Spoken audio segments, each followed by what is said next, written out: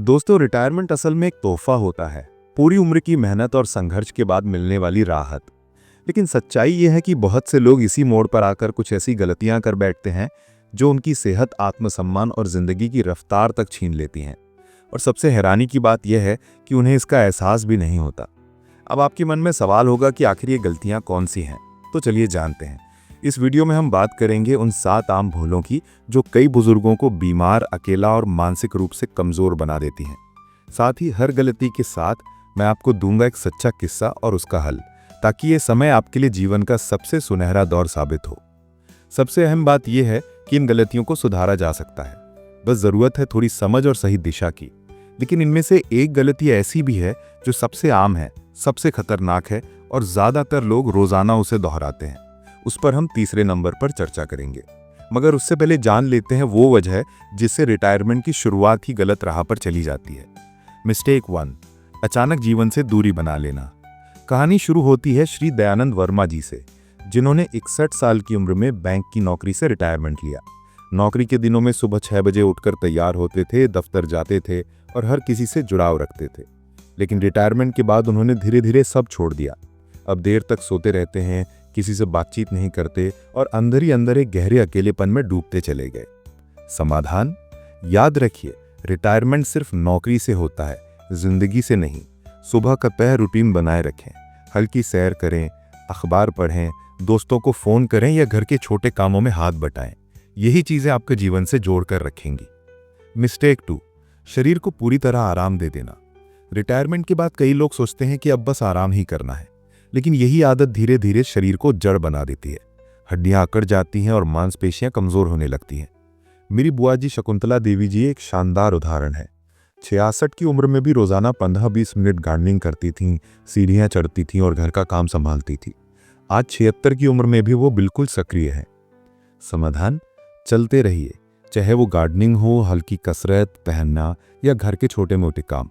याद रखिए, जिस दिन आप शरीर को चलाना छोड़ देंगे, उस दिन शरीर भी आपका साथ छोड़ देगा। मिस्टेक नंबर 3, हर बात को सिर्फ बीमारी तक सीमित कर देना।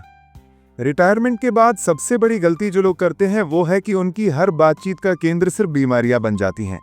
सुबह से लेकर रात तक बस ब्लड प्रेशर, शुगर, जोड़ का दर्द और दवाइयां ही चर्चा का विषय रहते हैं। ऐसा करने से इंसान खुद के दिमाग को भी लगातार बीमारियों से भरता जाता है। समाधान? कोशिश कीजिए कि हर दिन कुछ नया और सकारात्मक बात करें। पुराने गाने गुनगुनाइए, कविताएं सुनाइए, बीते दिनों की खुशहाल यादें साझा कीजिए, बच्चों की मस्ती की बातें कीजिए। और हाँ, हफ्ते में कम से कम एक दोस्त या रिश्तेदार को सिर्फ हंसी बांटने के लिए फोन जरूर कीजिए। मिस्टेक नंबर 4, पैसों को लेकर डर और संकोच में जीना। कई लोग रिटायरमेंट के बाद या तो पैसा बिल्कुल खर्च नहीं करते या फिर बिना सोचे समझे बांट देते हैं, जैसे कि गुप्ता साहब, जिन्होंने 30 साल तक बचत की, मगर अब हर छोटी जरूरत पर कहते हैं खर्च करना ठीक रहेगा या नहीं। लगातार इस डर में जीना क्या सही है? समाधान? याद रखिए, जो आपने सालों तक कमाया है वो आज की जरूरत के लिए है। अच्छी दवा, पौष्टिक खाना, एक स्मार्टफोन या यात्रा पर खर्च करना, ये विलासिता नहीं है, बल्कि जीवन को सहज और खुशहाल बनाने का हिस्सा है। मिस्टेक नंबर 5, परिवार से उम्मीदें बांध लेना और संवाद तोड़ देना। बच्चों के बड़े होने के बाद उनकी जिम्मेदारियां बढ़ जाती हैं, उनके पास समय कम होता है, लेकिन इसका यह मतलब नहीं कि आपकी अहमियत घट गई है। मेरी नानी जी हर कॉल पर पूछती थी, बेटा तू बहुत व्यस्त हो गया है क्या? जबकि उनका असली मन था बस थोड़ी बातें करने का। समाधान? संवाद बनाए रखिए, बच्चों से शिकायत मत कीजिए, खुलकर और हंसते हुए उनसे बात कीजिए। रिश्ता निभाइए, मांग मत कीजिए। याद रखिए, प्यार और सम्मान हमेशा बातचीत से ही बरकरार रहते हैं। मिस्टेक नंबर 6, दिमाग को भी रिटायर कर देना। शरीर की तरह दिमाग को भी व्यायाम की जरूरत होती है, लेकिन रिटायरमेंट के बाद बहुत से लोग कुछ नया सीखना छोड़ देते हैं। नतीजा ये होता है कि दिमाग धीरे धीरे जड़ हो जाता है। समाधान? रोजाना अपने दिमाग को किसी नई चुनौती दीजिए। किताब पढ़िए, नई भाषा सीखिए, सुडोकू हल कीजिए, कहानी लिखिए या मोबाइल पर कोई नया ऐप समझने की कोशिश कीजिए। ये सब आपके दिमाग को चुस्त और तरोताजा रखेगा। मिस्टेक नंबर 7, ये सोच लेना कि अब उम्र हो गई, कुछ नहीं कर सकते। ये सबसे खतरनाक सोच है, लेकिन सच्चाई यह है कि उम्र कभी रुकावट नहीं होती। राजस्थान की कमला देवी ने 67 साल की उम्र में अपना YouTube चैनल शुरू किया और आज लाखों लोग उनकी हेल्दी रेसिपीज देखते हैं। समाधान? कोई पौधा लगाइए, योग सिखाइए, बच्चों को संस्कार सिखाइए या कोई नया हुनर सीखिए। आप अब भी समाज के लिए प्रेरणा हैं। दोस्तों, रिटायरमेंट का मतलब जिंदगी का अंत नहीं है, बल्कि ये नया मौका है अपने लिए जीने का।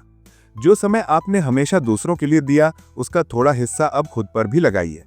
और हाँ, हमारी अगली वीडियो में हम बताएंगे रिटायरमेंट के बाद ये 3 चीजें खाना क्यों बंद करना चाहिए, वरना जोड़ों और दिमाग पर बुरा असर पड़ सकता है। तो अगर आपने चैनल को अभी तक सब्सक्राइब नहीं किया है तो जरूर कर लीजिए और इस वीडियो को शेयर कीजिए ताकि ये सीनियर विजडम हर बुजुर्ग तक पहुंच सके।